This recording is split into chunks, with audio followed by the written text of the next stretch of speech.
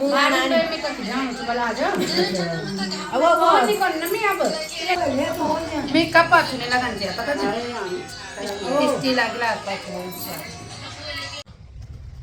दोस्तों, जय माता दी। कैसे हो आप सब? मैं भी ठीक हूँ। और आज का ब्लॉग मैं स्टार्ट कर रही हूँ दिन के 2:30 बजे से, जो कि खाना वगैरह मैंने बना दिया है, बच्चों को दे दिया है। बच्चे लोग भी अभी आए दोनों। तो अब मैं जा रही हूँ बर्तन धोने और उसके बाद बनाऊँगी अपने जो हमारे ये लेबर भैया लोग लगे हैं, मिस्त्री भैया लोग, उनको चाय बना के उसके बाद मैं जाऊँगी आज स्वाध्याय में, जो कि हमारी एक यहाँ पे एक दीदी है वो कराती है। उसमें दीदी हम लोगों को गीता के कुछ अध्यायों का मतलब समझाती है, किस अध्याय में क्या है, किस अध्याय में क्या है। तो आपको भी आज मैं वहाँ पे स्वाध्याय दिखाऊंगी दीदी कैसे कराती है। वैसे वहाँ पे कैमरा अलाउड नहीं है, लेकिन फिर भी मैं दिखाऊंगी, क्योंकि थोड़ा बहुत नॉलेज आपको भी देखने को मिल जाएगा वहाँ पे।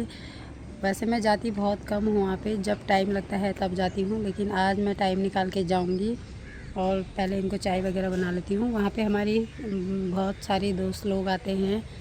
तो चलिए आपको भी अभी थोड़ा आज स्वाध्याय दिखाती हूँ, बने रहें मेरे साथ ब्लॉग में।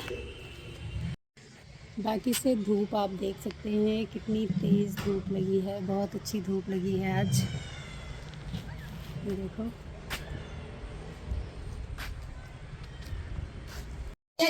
तो अभी आई मैं दीदी के घर पे और मैंने कहा दीदी लोग भी जा रहे होंगे, तो दीदी ने यहाँ पे मेरा ही ब्लॉग चला रखा है टीवी में।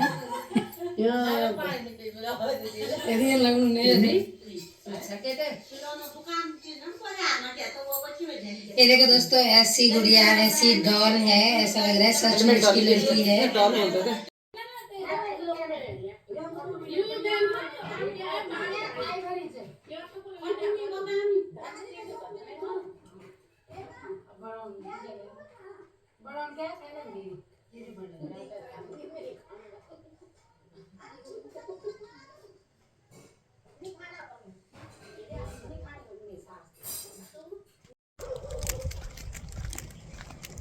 तो अभी मैं जा रही हूँ स्वाध्याय में और मैं आपको छुपा के दिखाऊंगी कि दीदी किस तरीके से हम लोगों को गीता के अध्याय का हिंदी में अच्छे से ज्ञान देते हैं, कैसे समझाएंगे।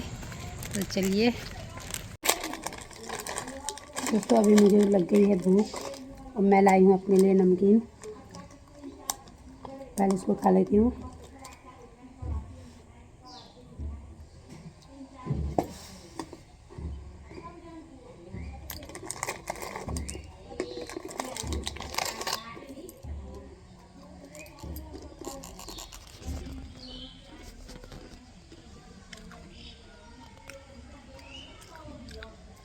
बहुत टेस्टी है, बहुत ही ज़्यादा। मनुष्य भी वही करता है जैसे पशु पक्षी करते हैं ना, अगर उतना ही हम भी करते हैं तो हम में और बोला है कि पशु में कोई अंतर नहीं। ऐसा आज गीता बोलती है। आज स्वाध्याय बहनों, स्वाध्याय है स्व का अध्ययन, मेरा विकास, मेरा जीवन परिवर्तन कैसा होना चाहिए, मैं मनुष्य हूं तो क्यों हूं, क्यों मैं इस संसार में आई हूं, ऐसा भगवान मुझसे क्वेश्चन कर रहे हैं। भगवान पूछ रहे हैं कि तेरा जीवन इतना सुंदर है, मनुष्य का जीवन तुझे, लेकिन मनुष्य जीवन क्या है तेरा, सर्वश्रेष्ठ है। बोला कि 84 लाख योनियों में मानव जीवन जो है ना वो सबसे श्रेष्ठ होता है।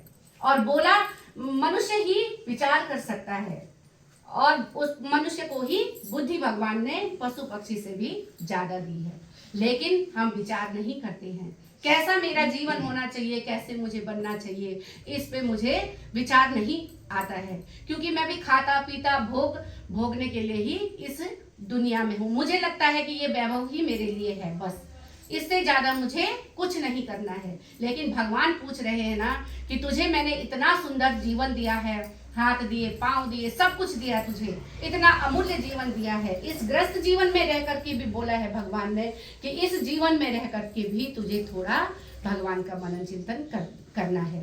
उसके लिए आज महापुरुष हमारे जीवन में आते हैं, दादाजी जैसे महापुरुष हमारे जीवन में आए हैं और उन्होंने ये स्वाध्याय की बैठक हमें दी है। नहीं तो आज मुझे पता नहीं था कि गीता क्या है, गीता के अंदर क्या है, हमारे वेद पुराण कैसे हैं, हमारी संस्कृति क्या है, मैं मनुष्य हूं तो मेरा जीवन कैसा होना चाहिए, ये मुझे भी पता नहीं था। लेकिन बहनों, आज इतना बड़ा सौभाग्य है हमारा कि आज इस विचारों की बैठक में बैठने से मुझे थोड़ी सी, ज्यादा तो नहीं बोलूंगी क्योंकि मैं मनुष्य हूं ना, इतना जल्दी इतना आसान अपने आप को बदलना नहीं है, क्योंकि मनुष्य जीवन ऐसा है ना कि वो इतने जल्दी नहीं बदल सकता, क्योंकि हमारे अंदर कितना भोग, कितनी मतलब भोग विलासों में हम इतना लीन रहते हैं कि इतना जल्दी हमारे अंदर का कूड़ा करकट साफ होने वाला नहीं है। लेकिन फिर भी महापुरुष बोलते हैं, फिर भी अगर थोड़ा सा मैं उनके बताए हुए रास्ते पे चलती हूँ ना तो मेरा जीवन अच्छा हो जाएगा। बोला भगवान को मेरा जीवन पसंद आ जाएगा। तो ऐसा भगवान मुझसे पूछ रहे हैं कि अगर मैंने तुझे मनुष्य बना करके भेजा है तो खाओ पियो, इसी में नहीं रहना है। बोला है इससे भी बढ़ करके तेरा जीवन होना चाहिए। माना जाता, वो अंश अवतार हुए हैं। जो ऋषि संत होते हैं ना, उन्होंने प्रचंड कार्य किया है, वो अंश अवतार में माने जाते हैं। लेकिन पूर्ण अवतार बोला भगवान का कब होता है? बोला ना, परित्राणाय साधुनां विनाशाय च दुष्कृतां धर्म संस्थापनार्थाय संभवामि युगे युगे। धर्म की स्थापना के लिए भगवान इस धराधाम में युगों युगों में प्रकट होते हैं। जब जब साधु पुरुषों पे अत्याचार होता है, जो साधु संत होते हैं, जो संस्कृति का कार्य करते हैं, बोला जो उन पे अत्याचार होता है तो उनका उद्धार करने के लिए भगवान इस धराधाम में आते हैं। और आते हैं, जरूर आते हैं। राम बन करके आए, कृष्ण, अभी तो पूरे अवतार आएंगे। लेकिन प्रथम अवतार हमारा क्या है? मत्स्य अवतार। बोला ना मैंने कि जब ये पृथ्वी जब जलमग्न हो गई थी, पूरा जल ही जल था इस धरती पे, अभी भी है, नीचे देखो तो जल ही जल है, हम जल के ऊपर है। लेकिन बोला कि पहले जलमग्न थी ये धरती, लेकिन उस समय भगवान क्या है? मत्स्य अवतार बन करके इस धराधाम में आए। तो आज हम उनका मनन चिंतन, उनका चरित्र यहाँ पे पढ़ते हैं। मुझे युधिष्ठिर भगवान श्री कृष्ण को पूछ करके ही कार्य करते थे। लेकिन बोला है कि जब युद्ध क्रीड़ा हुई थी ना, तो उस समय राजा युधिष्ठिर ने भगवान श्री कृष्ण को पूछना भूल गए, मतलब नहीं थे तो नहीं पूछा, और उनके चाचा ने उन्हें बुलाया तो वो चले गए, लेकिन जुए में क्या कर गए? सारा राजपाट अपना हार गए। तो बोला है कि जो साधु संत होते हैं ना, उन जो भगवान होते हैं ना, उनकी राय भी हमें लेनी पड़ती है। तो जब युधिष्ठिर महाराज ने हमेशा भगवान का कहना मानते थे, मतलब उन्हीं के बताए मार्ग पर चलते थे, लेकिन एक कार्य अपने आप किया तो पूरा राजपाट ही हार गए, यहाँ तक कि अपनी पत्नी को भी जुए में हार गए थे। तो ऐसा बोला है कि ऐसा जीवन हम मनुष्यों का है, लेकिन हमें करना चाहिए। तो यही भगवान हमें बार बार बता रहे हैं। अवतार कथा, मत्स्य अवतार के संबंधों में दो भिन्न भिन्न मान्यताएं हैं। यहाँ के मतलब अपने महल में ले गए, और जब कमंडल में रखा तो मछली का आकार क्या हो गया? बड़ा हो गया। और जब मछली का आकार बड़ा हुआ तो उस मछली को क्या किया? मनु महाराज ने मतलब जो उनका वो था तालाब, मतलब उनको एक बड़े से पात्र में, बड़े से बर्तन में उस मछली को रख दिया, क्योंकि कमंडल में मछली बढ़ गई थी। फिर उसको एक बड़े से पात्र में रख दिया, वहां भी मछली का आकार क्या हो गया? बड़ा हो गया। तब मनु महाराज ने उस मछली को तालाब में छोड़ा और वहां से भी आगे समुद्र में छोड़ दिया। तालाब में भी मछली का आकार क्या हो गया था? बढ़ गया था। तब मनु महाराज ने क्या किया था? उस मछली को समुद्र में छोड़ दिया, और तब उस मछली ने मनु महाराज से कहा कि आप मेरे क्या हो? आश्रय दाता हो, आपने मुझे आश्रय दिया है, और जब आपको आवश्यकता, जब कभी भी आपको आवश्यकता पड़ेगी तो संकट की समय में आपकी मैं सहायता करूंगी। ऐसे वो मछली कह रही है मनु महाराज से। तो बोला कि एक समय भयंकर वर्षा हुई, बिल्कुल प्रलय काल की वर्षा। ऐसे वर्षा हुई कि पूरी सृष्टि क्या हो गई? जलमग्न हो गई, पूरा प्रलय मच गया, पूरा सृष्टि खत्म हो गई। लेकिन बोला है कि तब उस ऐसे समय में मनु महाराज ने अपने 4 शिष्यों को लेकर एक नौका से उन्होंने क्या किया? मतलब वहां से जाने लगे नौका के द्वारा। लेकिन पृथ्वी क्या थी? पूरी जलमग्न थी। लेकिन बोला है कि जब मनु महाराज अपने 4 शिष्यों के साथ नौका में प्रवास कर रहे थे उस जल प्रलय में उनकी नौका लहरों के साथ डूबने लगी। जब उनकी नौका भी डूबने लग गई, जब सारी सृष्टि डूब गई थी ना, तो वही मनु महाराज बचे थे अपने शिष्यों के साथ। बोला कि जब शिष्यों के साथ जा रहे थे तो वो नौका भी क्या हो गई थी, जलमग्न, मतलब डूबने लग गई थी। तो बोला कि उस समय उस के थपेड़ों में डामाडोल हो रही थी, तब डूबने की तैयारी में थी। इतने में एक बहुत बड़ी मछली वहां आई और उसने नौका के नीचे उनको आधार दिया। कहने का मतलब है उनको वहां से पार किया। तो बोलते हैं ना कि भगवान वहां पे वही मत्स्य अवतार है।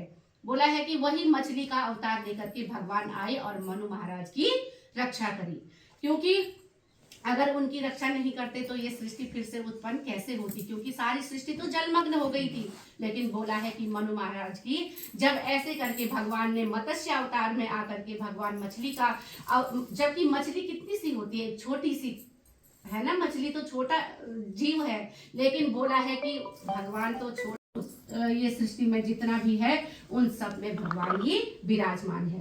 तो भगवान ऊंच नहीं देखते, नीच नहीं देखते, भगवान के लिए तो सभी एक समान है, क्योंकि सभी का जीवन भगवान एक जैसा ही चलाते हैं, चाहे वो पशु पक्षी हो और या मनुष्य हो। तभी तो भगवान बोलते हैं सर्वस्य चाहम हृदि सन्निविष्ट, बोला कि मैं प्रत्येक प्राणी मात्र में विराजमान हूँ। आनंदम कृष्णं वंदे जगद्गुरु गुरुर्ब्रह्मा दाता द्वारितिहारे आया, द्वारितिहारे आया, करुणा के करिता जय योगेश्वर भगवान।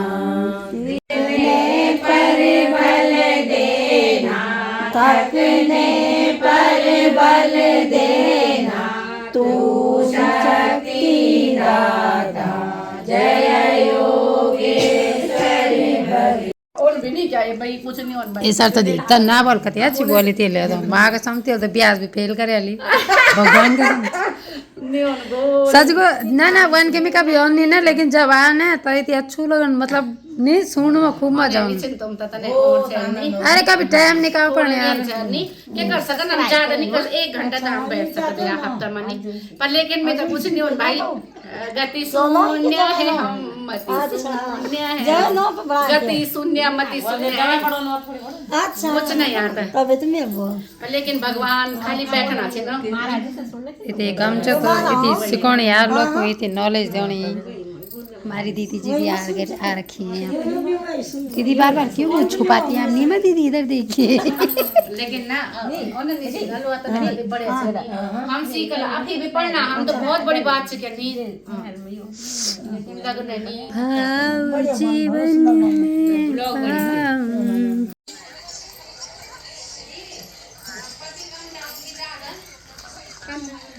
बड़े कड़क टोन से स्वाध्याय सुना इच्छा स्वाध्याय खत्म हो गया। अब तो चाय टाइम से शाम ठंड होनी है,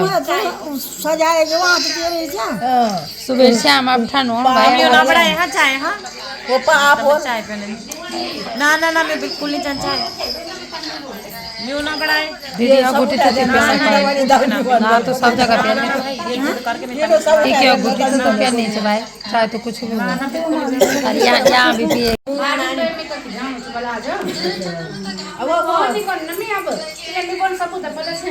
दीदी कहती मैं बेटी लास्ट देखिए अब जाना बेटी नहीं देखी ये बन बेटा तो मोटा ही चप्पल यहाँ बन अब देखो उनकी बेच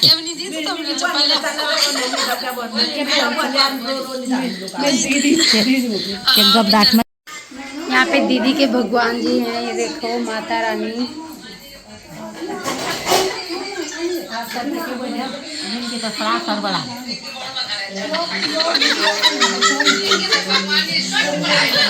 स्वच्छ बड़ाई कर रही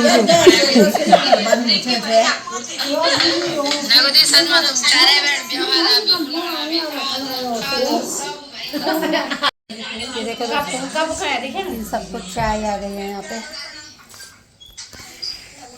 ये देखो नमकीन, ये मेरी नमकीन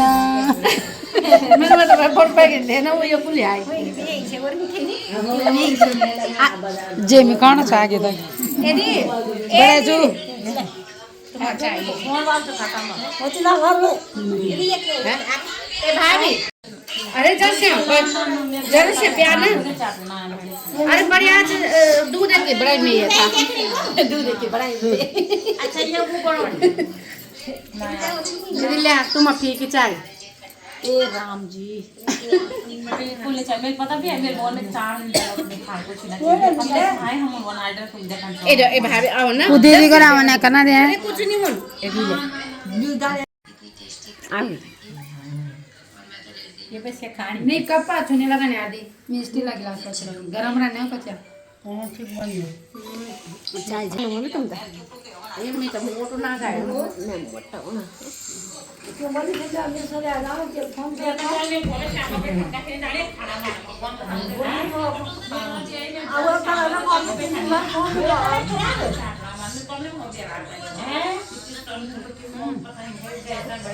गैस बड़ी तुम पहला नहीं हो तो कभी नहीं फिर चाय नहीं फिर कभी नहीं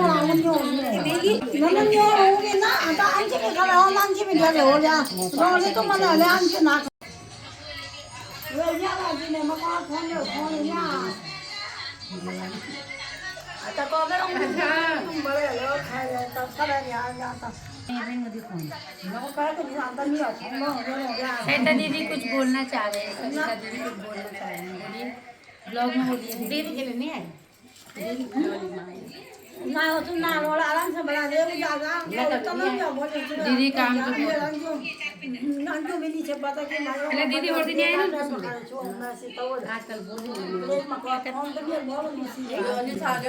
भगवान जी का खाए तो दोस्तों आज मैंने आपको चुपके से गीता के कुछ श्लोक वगैरह जो दीदी ने अच्छे से समझाए वो दिखाए वो सुनाए उनको पता नहीं है लेकिन ब्लॉग में दिख जाएगा उसके बाद मुझे बहुत डांट पड़ेगी पर कोई बात नहीं आप लोगों पर कोई बात नहीं आप लोगों तक भी ये गीता के जो श्लोक वगैरह है इनका जो ज्ञान है आप ले पाए इसलिए मैंने ये काम किया है वरना मैं वीडियो नहीं बनाती तो आशा करती हूँ आप सबको